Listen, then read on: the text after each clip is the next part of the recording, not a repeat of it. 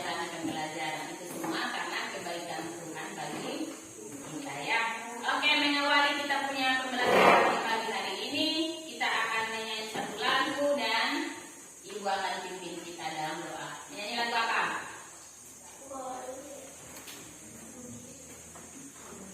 Kasih sukacita. 1, 2, 3.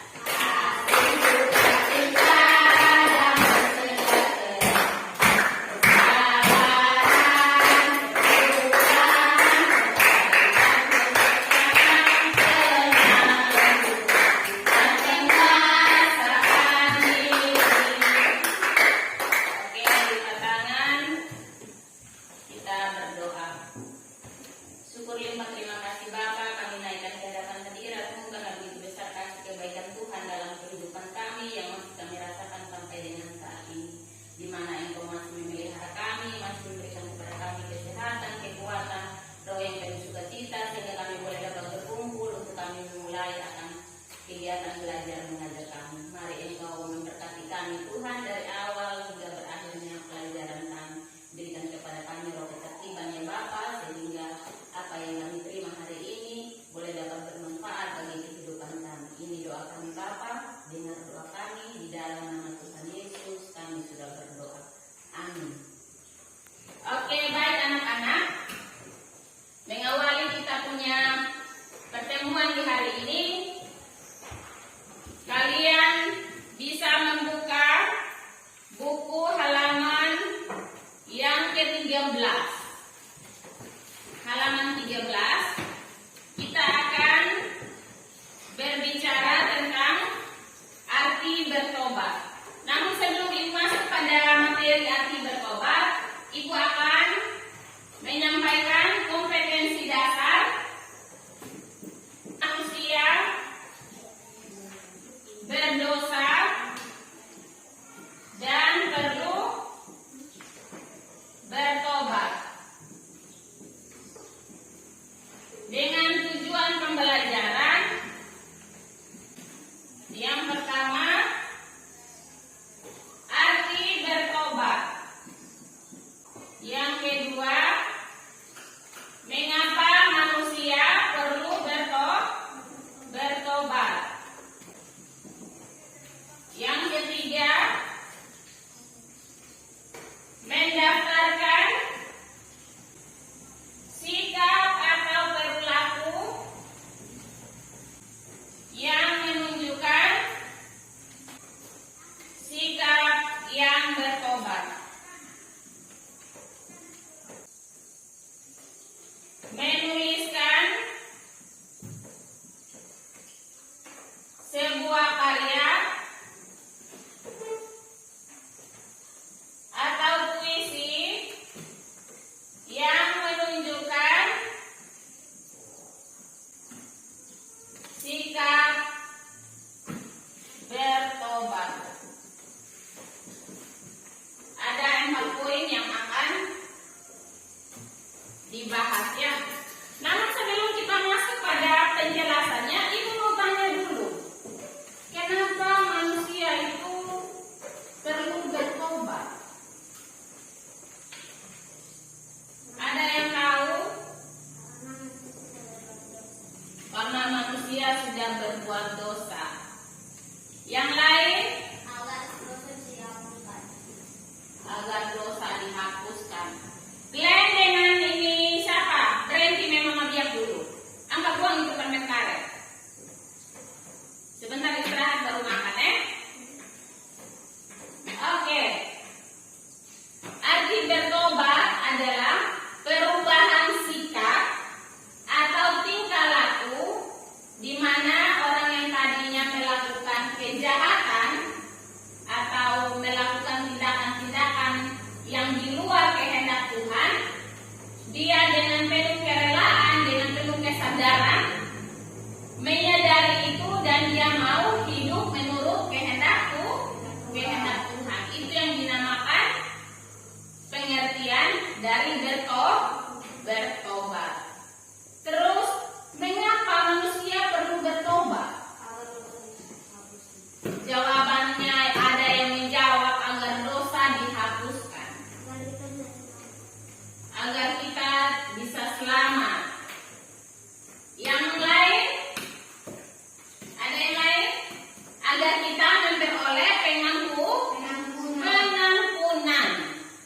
Pengampunan kita peroleh dengan pengakuan akan kesadaran kita sudah melakukan kejahatan atau dosa, sehingga kita datang dan meminta ampun kepada Tuhan. Oke, baik anak-anak, kita akan membaca bacaan Alkitab dari Kitab Lukas 15. Kitab Lukas 15. Sudah? Ayatnya yang ke-11 hingga ayatnya yang ke-32.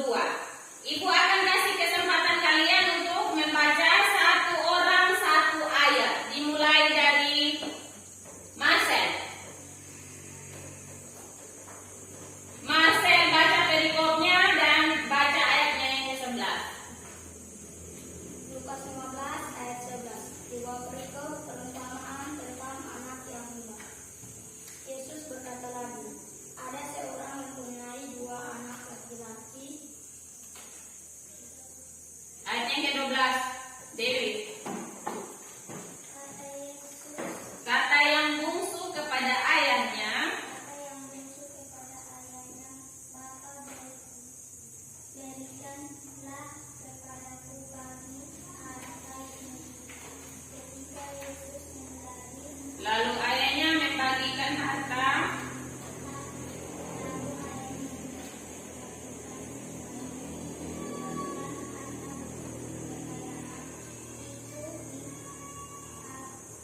Di antara mereka.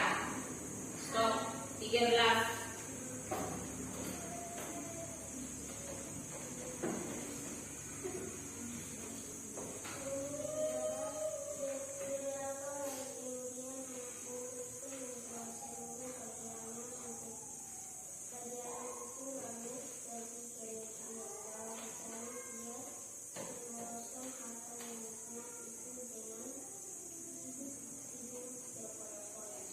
Glenn 14.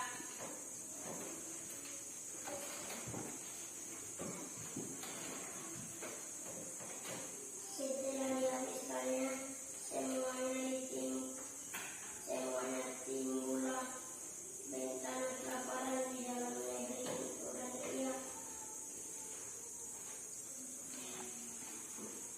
Ia pun mulai melahap. pun mulai melahap.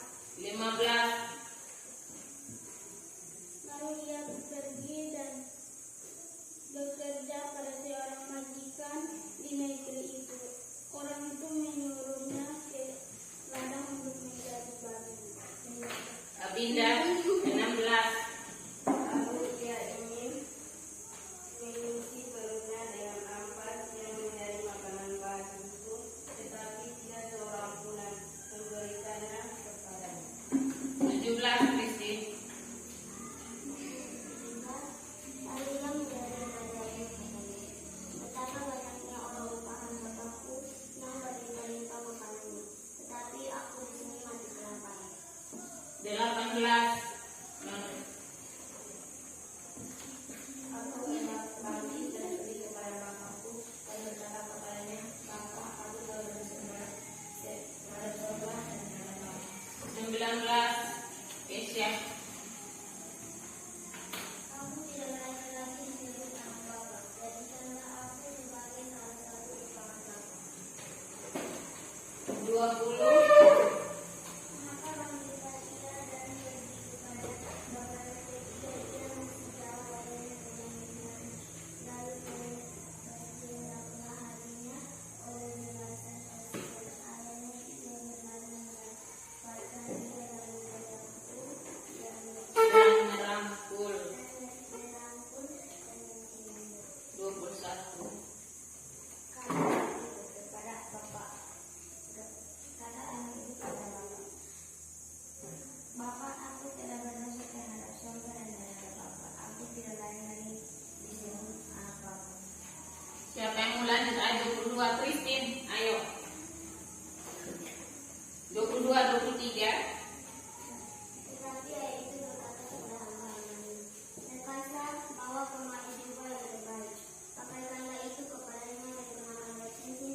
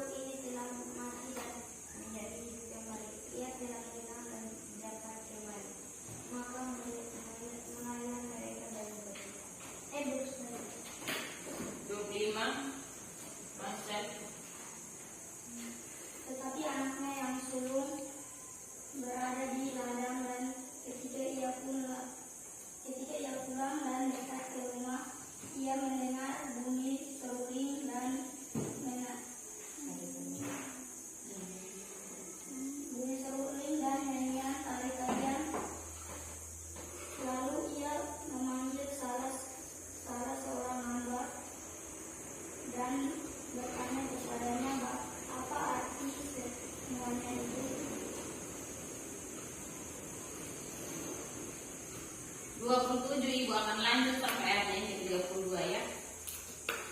Jawab hamba itu, adikmu telah kembali dan ayahmu telah menyembelih anak lembu tambun, karena ia mendapatkannya kembali dengan sehat. Maka marahlah anak sulung itu dan ia tidak mau masuk. Lalu ayah keluar dan berbicara dengan dia. Tetapi ia menjawab ayahnya, katanya, telah bertahun-tahun aku melayani Bapa dan belum pernah aku melanggar perintah Bapa. Tetapi kepadaku belum pernah Bapa memberikan seekor anak kambing untuk bersukacita dengan sahabat-sahabatku. Tetapi baru saja datang anak Bapa yang telah memboroskan harta kekayaan Bapa bersama-sama dengan pelacur-pelacur, maka Bapa menyembelih anak lembu tambun itu untuk dia. Kata ayahnya kepadanya, anakku, engkau selalu bersama-sama dengan aku, dan segala kepunyaanku adalah kepunyaanmu. Kita patut bersukacita dan bergembira karena adikmu telah mati dan menjadi hidup kembali. Ia telah hilang dan didapat kembali. Demikian perumpamaan tentang anak yang hidup. Itu diceritakan tentang seorang bapak yang memiliki dua orang putra ya. Dua orang putra.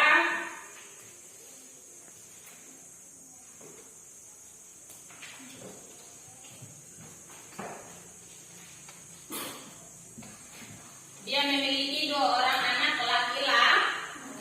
anak laki-laki yang sulung dan si bungsu. Pada suatu hari anak yang bungsu dia bagaimana? Dia minta dia punya bagian. Bapak, saya mau merantau, kasih saya punya bagian harta. Harta itu banyak macam ya, bisa berupa uang, bisa berupa emas. Lalu ayahnya memberikan kepadanya. Lalu dia bergegas pergi ke tempat yang berbeda dari ayahnya. Dia sampai di sana, dia senang-senang ya. Dia bergembira, bersorak-sorai dan teman-temannya dengan pelacur-pelacur. Terus dia memboroskan uang yang sudah menjadi bagian yang diberikan oleh ayahnya. Apa yang terjadi? Setelah uangnya habis, timbullah kelaparan. Nah, kita mau beli makan otomatis pakai uang. Nah, sekarang uangnya sudah tidak ada lagi. Akhirnya dia dalam keadaan lapar mencari pekerjaan. Dia datang di seorang majikan. Dia menanyakan pekerjaan. Tetapi majikan itu bilang apa? Di sini sudah tidak punya pekerjaan lagi selain menjaga babi.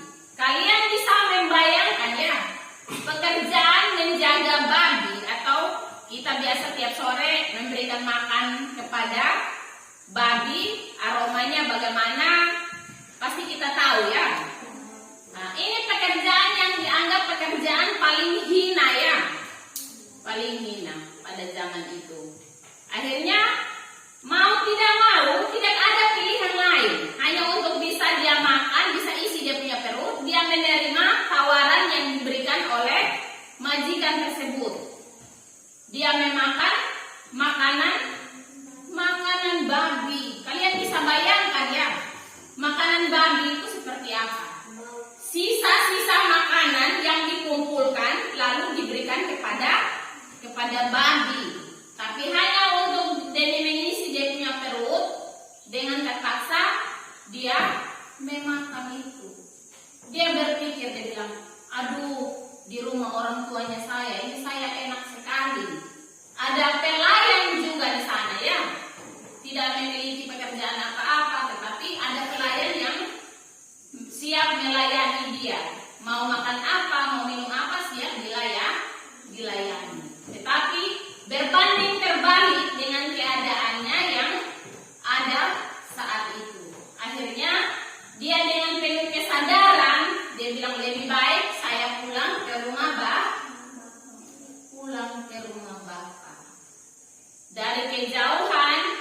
bapaknya melihat dia dan berlari-lari mendapatkannya. Dia bilang, anakku yang hilang sudah kembali. Dengan penuh perasaan sayang, karena dia sangat mengasihi anaknya. Dia mulai menggerakkan dia punya orang-orang rumahan atau orang-orang yang tinggal bersama dengan dia di situ. Dia bilang, siapkan sebuah pesta. Carikan lembu yang sangat anggun, lembu terbaik yang dia punya bapak pilih ya. Lembu dan menyiapkan apa? Jubah berarti pakaian kebesaran.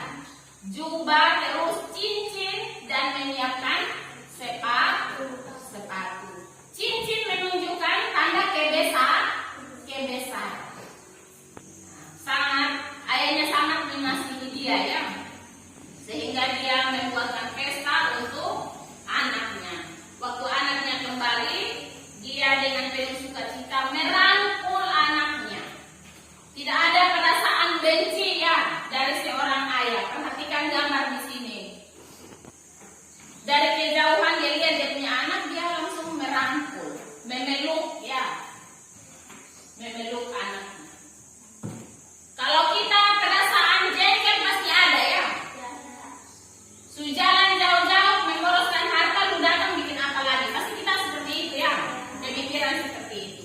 Tapi tidak dengan perumpamaan di sini. Dia merangkul anaknya, mengasihi dia, dan menyiapkan sebuah pesta yang mewah untuk anak-anaknya.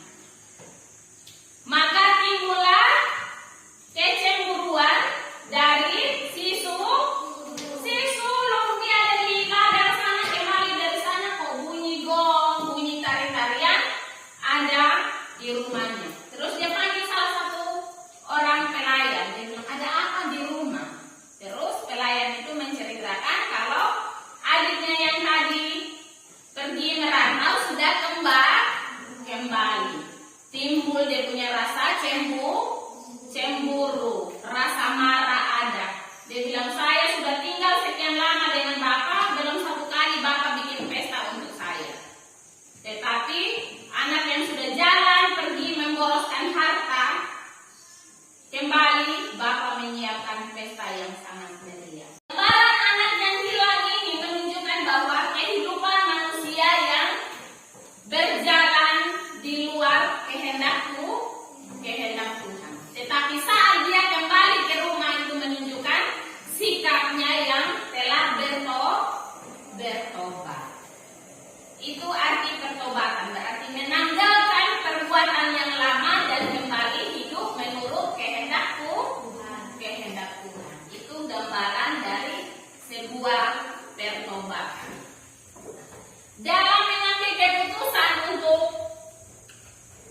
bertindak mencapai sebuah pertobatan itu perlu adanya, yang pertama ada kesadaran diri dulu ya. Jadi gambaran mengenai sikap hidup orang yang mau bertobat dimulai dari diri sendiri. Motivasi dari orang lain itu urusan nomor dua. Yang utama itu diri pribadi, mau berubah atau tidak. Nah, contoh sikap orang yang bertobat, contohnya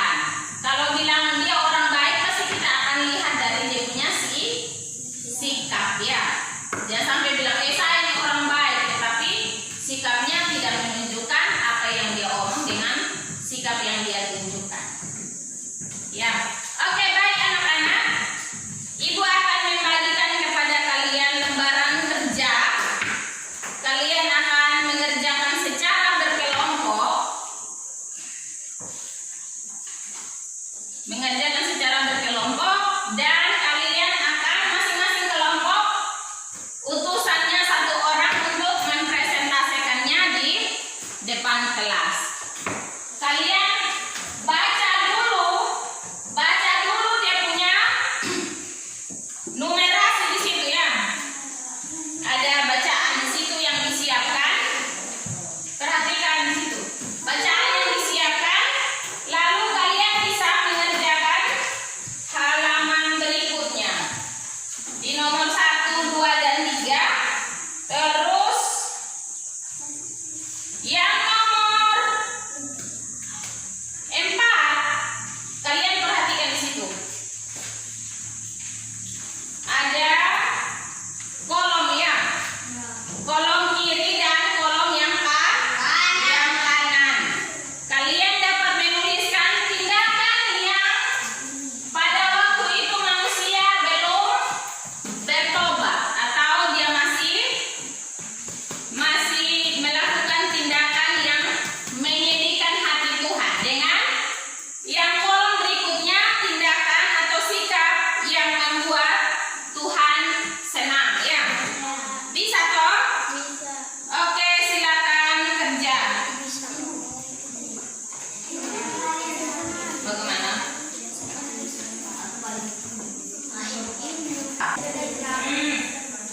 Siapa yang tukang tulis di sini? Baca soalnya, kamu masalah begini bagaimana?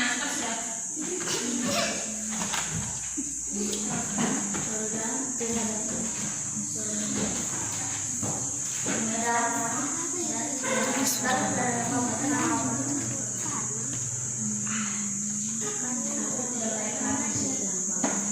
Tulis dong. Dan apa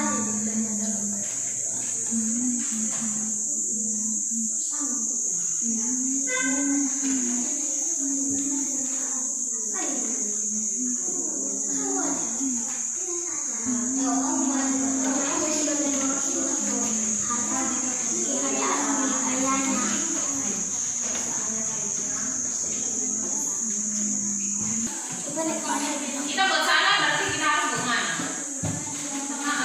Bunga. Kita tidak minta maaf, tidak minta ampun, pasti kita punya perasaan juga tidak akan tenang ya.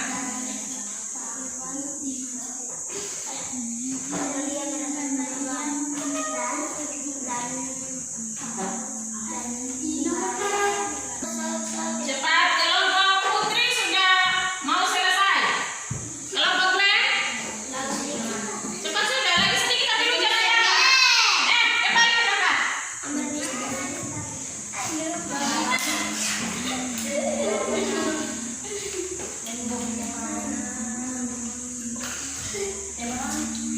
Kelompok Marcel, cepat sudah Marcel. Sudah tadi, sudah toh. Nomor 4 lagi ini. Bagian yang ini.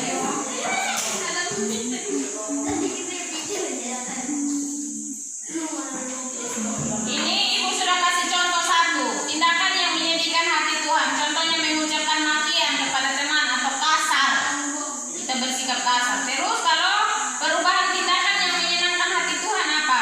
Kita bertutur kata dengan lemah lembut. Berarti ada tindakan positif, tindakan negatif, dan tindakan positif. Bisa dilanjutkan ya. Christine?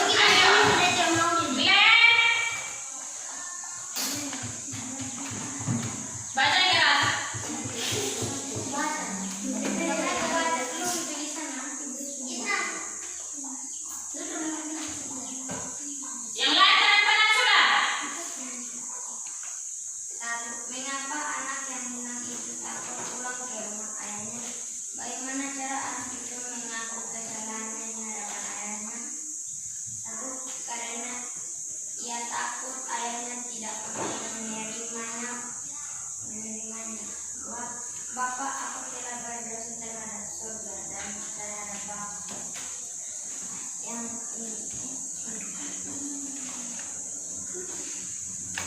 Pertanyaan kedua, jika kamu melakukan kesalahan yang sama seperti si anak yang kamu tersebut, bagaimana perasaanmu?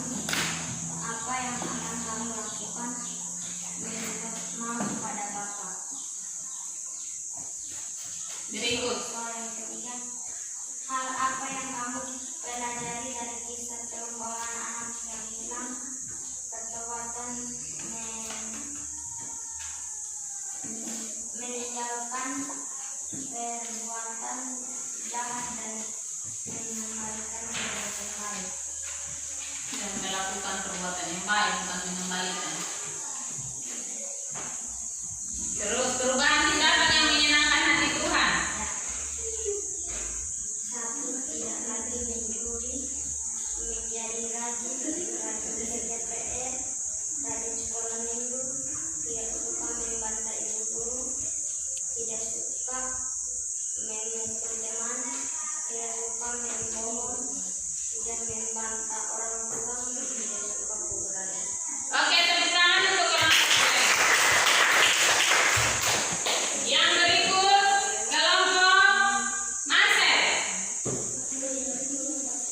Baca yang keras yang lain, perhatikan di sini. Jangan karena sudah selesai baru kalian tidak perhatikan jawaban teman. Yang pertama, mengapa anak yang pulang itu takut tidak mengenalnya? Bagaimana cara anak itu mengakui kesalahan di hadapan ayahnya? Takut tidak diampuni atau tidak dimaafkan.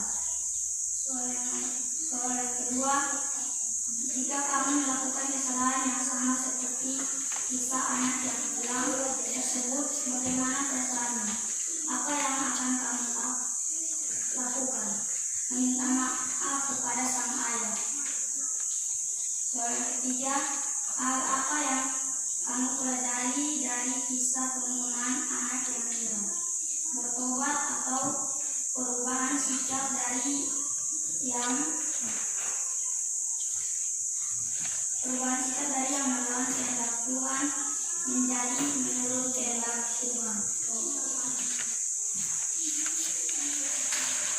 Yang lain tenang tolong dulu. Tindakan yang menyedihkan hati Tuhan, suka mencuri, malas sekolah minggu, malas membantu orang tua, malas mengerjakan pekerjaan rumah, tidak suka membaca kitab, tidak suka berbagi, membicarakan orang lain atau memfitnah orang, sombong. Perubahan tindakan yang menyenangkan hati Tuhan, tidak suka mencuri, rajin sekolah minggu, rajin membantu orang tua, rajin mengerjakan pekerjaan rumah, rajin baca kitab, suka berbagi, tidak memfitnah, rendah hati. Oke, tepuk tangan untuk kelompok. Kelompok Christine. Siapa yang mau maju baca?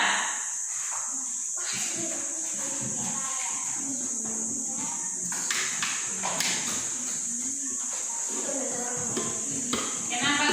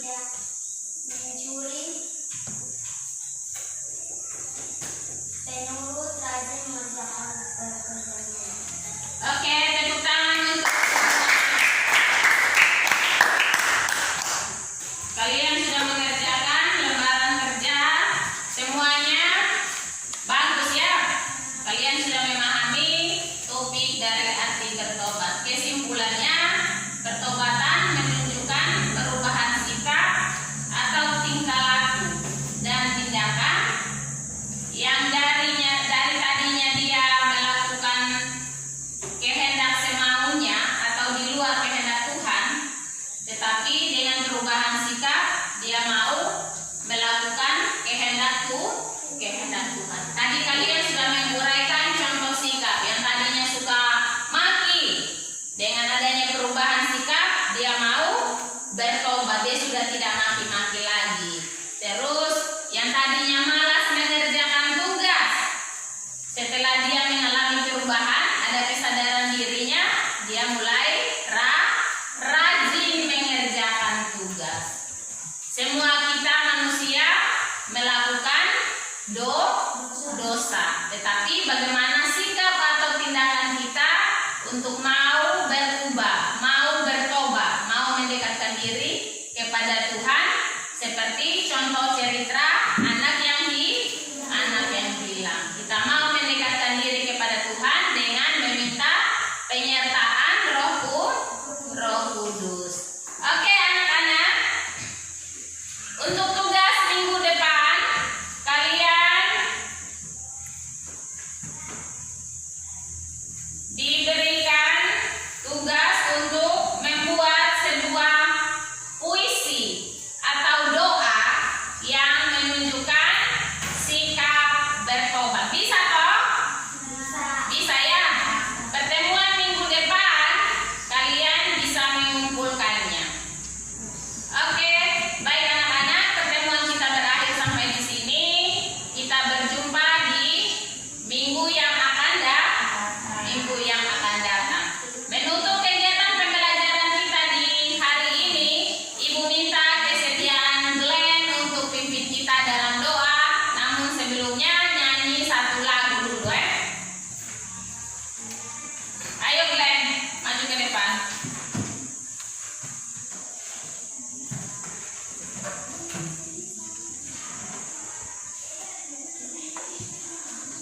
Nyanyi satu lagu dulu. Keliling sini sana 3, 4. Keliling sini sana, tiada satu nama yang Maniskan hebat, biar sendiri. punya, tapi ku punya Yesus senang selamanya. Hatiku senang selalu, hatiku senang selalu, hatiku senang selalu karena Yesus di dalam hatiku. Oke, semua lipat tangan. Di sekolah ini dengan keadaan sehat dan selamat Tuhan, sekarang kami mau beristirahat, mari Tuhan menjaga kami Tuhan dan menjaga kami. Amin. Oke, siap.